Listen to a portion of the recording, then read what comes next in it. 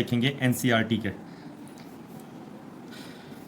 Exercise 7.1 का बहुत ही important questions देखेंगे। 2 minus 3 sine x upon cos square x. बहुत सिंपल क्वेश्चंस में भी कई बार हम लोग कंफ्यूज हो जाते हैं। सॉल्यूशंस देखेंगे। अगर हम इसको सेपरेट कर दें तो ये क्वेश्चंस बहुत इजी हो जाएगा। डायरेक्ट फार्मूला बेस्ड क्वेश्चंस हैगा, इस स्टेप्स को ध्यान से देखना है। 1 अपॉन कॉस स्क्वायर एक्स कितना होता है? Sec square x.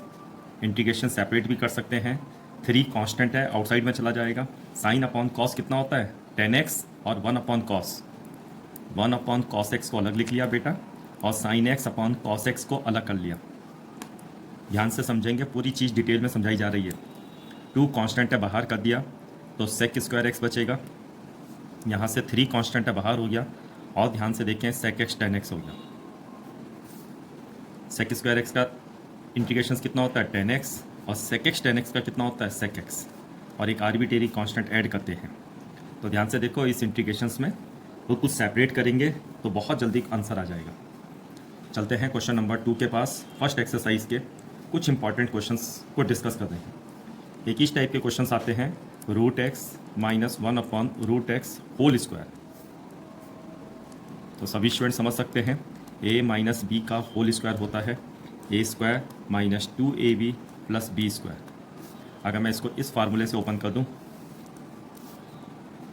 तो बोलो कितना हो जाएगा? इसका स्क्वायर करेंगे तो रूट एक्स का स्क्वायर कितना हो जाता है? x माइनस 2ab, तो 2a into B, and plus B square. जब मैं इसका स्क्वायर करूंगा तो 1 अपॉन एक्स हो जाएगा।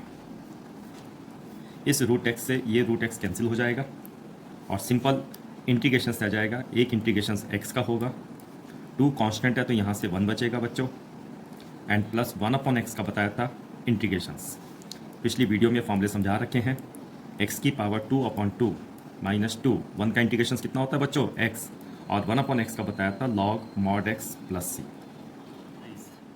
7.2 सबसे ज़्यादा मोस्ट इंपॉर्टेंट है। 7.51 में फार्मूले बेस्ड क्वेश्चन होंगे।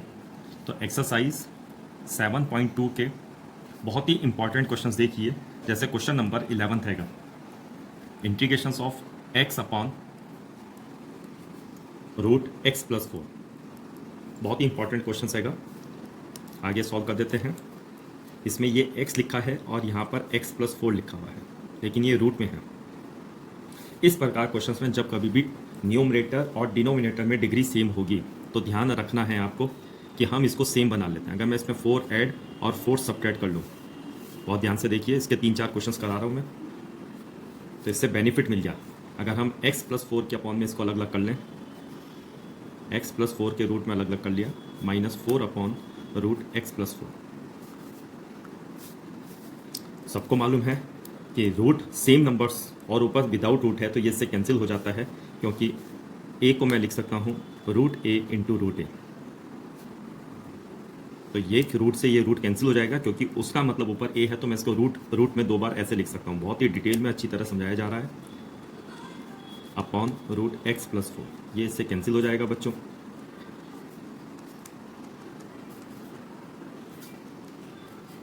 x प्लस 4 की पावर 1/2 बचा, माइनस 4 कांस्टेंट है, आउटसाइड में बाहर चला गया, और x प्लस 4 की पावर माइनस 1/2 बचा।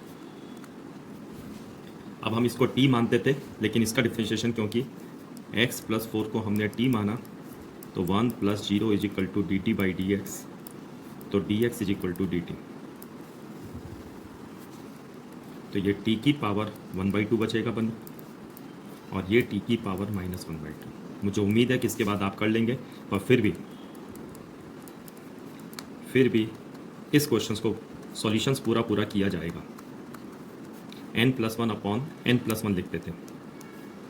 एक आर्बिट्रेरी कांस्टेंट बच्चों तभी ऐड करेंगे जब इंटीग्रेशंस का साइन कंप्लीट हो जाता है, यानी कि इंटीग्रेशन करना शुरू कर देते हैं, उसी स्टेप से कांस्टेंट आर्बिट्रेरी ऐड करना है। t की वैल्यू सब्स्टिट्यूट करेंगे क्योंकि इंटीग्रल खत्म हो गया, तो लिखेंगे x प्लस 4 1/2 प्लस 1/2 3/2, और 3/2 का रेसिप्रोकल 2/3, ये नीचे से रेसिप्रोकल है। t की वैल्यू सब्स्टिट्यूट कर दी, 1 में से हाफ माइनस करेंगे तो 1/2 बचता है, और 1/2 नीचे बचेगा, उसका रेसिप्रोकल 2 हो जाएगा। यही इसका कंप्लीट आंसर होगा। बिल्कुल इसी प्रकार क्वेश्चन नंबर 7 को भी देख सकते हैं, जो अभी अभी हमने किया वो डिवाइड में था, ऐसे ही ये बच्चों मल्टीप्लाई में हो सकता है। बहुत ही इंपॉर्टेंट क्वेश्चन है, क्लिक करना है आपको, डिग्री सेम है, ये रूट है, ये विदाउट रूट है, ये अंदर मल्टीप्लाई नहीं हो सकता, तो हम इसको भी बिल्कुल सिमिलरली क्या करेंगे, इसमें 2 ऐड करेंगे और 2 सब्ट्रैक्ट करेंगे। x + 2 की पावर 1/2 है ये।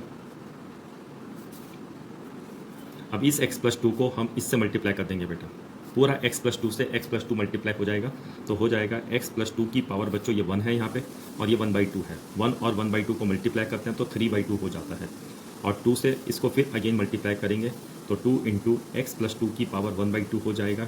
शुरू से ही 1/2 लिखना शुरू करना है, क्योंकि फार्मूला आपको मालूम है, x की पावर n का इंटीग्रेशन लिखवाया था।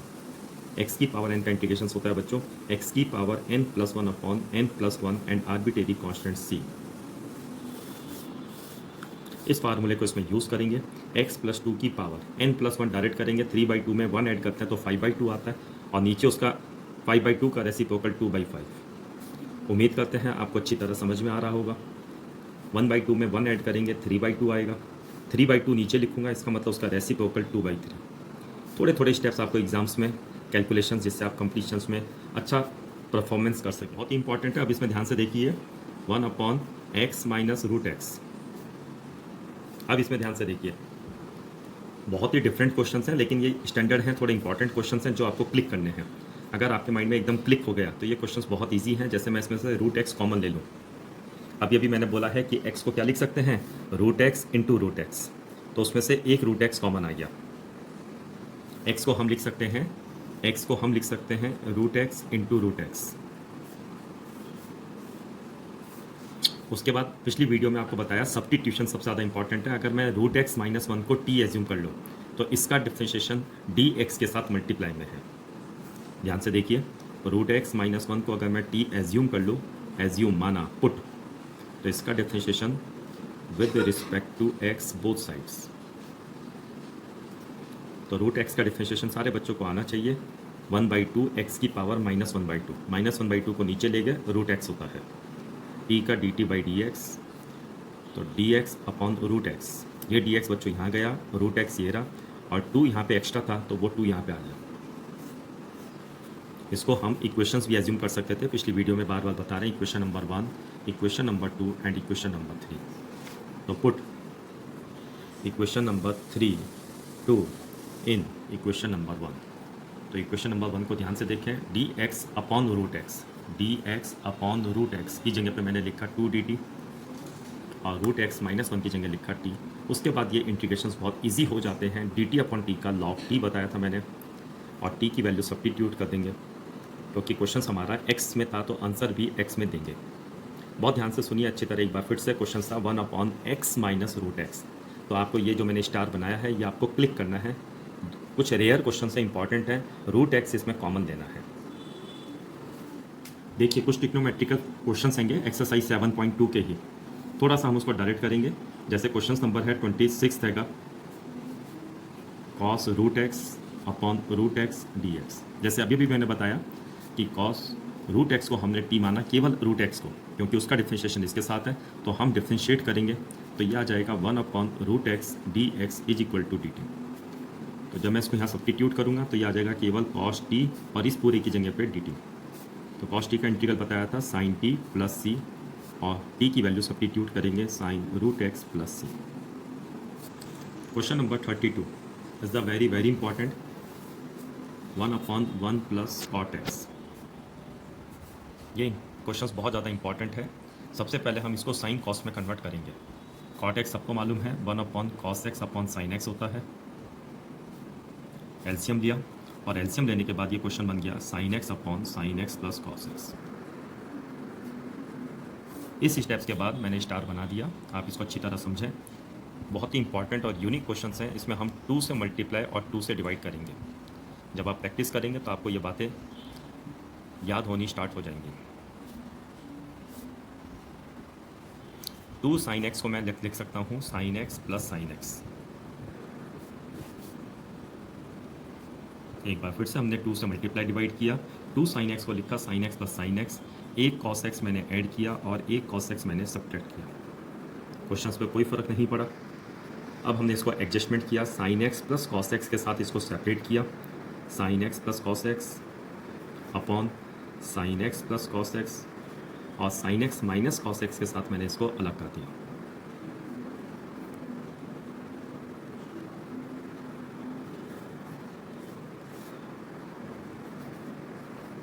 सबको मालूम है ये तो 1 हो जाएगा, 1 का इंटीग्रेशन हो जाएगा, ये 1/2 सबके साथ आएगा।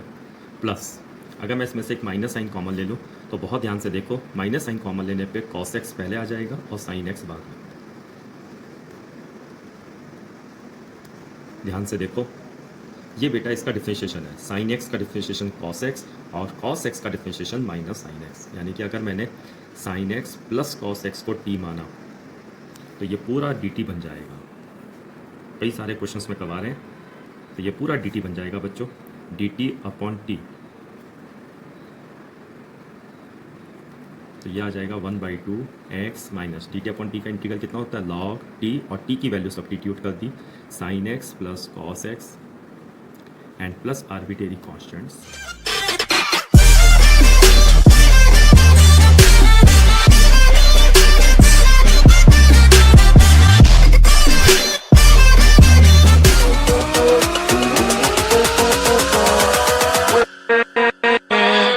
with